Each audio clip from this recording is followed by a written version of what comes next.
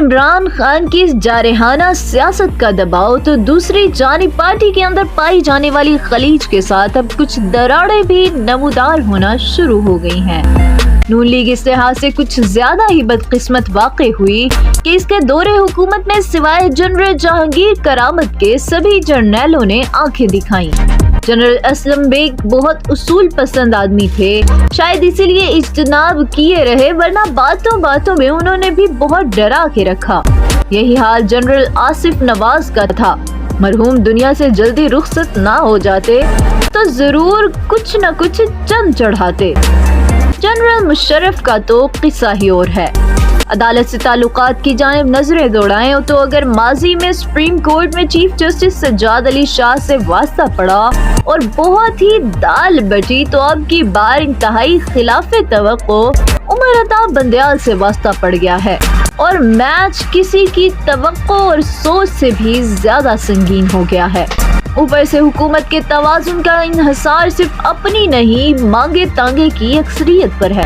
کبھی M Q M اور کبھی بلوچ جماعتیں، کبھی اے این پی تو کبھی جے یو آئی پیپلز پارٹی، تو دوستی کے لباس میں نون لیگ کے ساتھ چلنے والا ایک ایسا حریف ہے جو پنجاب میں 50% کی امید ہی نہیں، یقین کی حد تک توقع لگا چکا ہے۔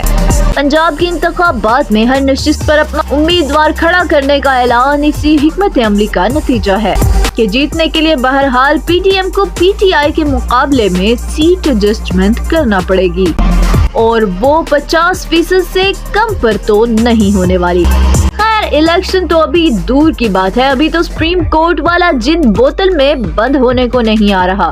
اگر پاکستان بار کونسل حکومتی موقف کے ساتھ تھی تو سپریم کورٹ بار خم ٹھوک کر چیف جسٹس کی حمایت میں کھڑی ہو گئی ہے۔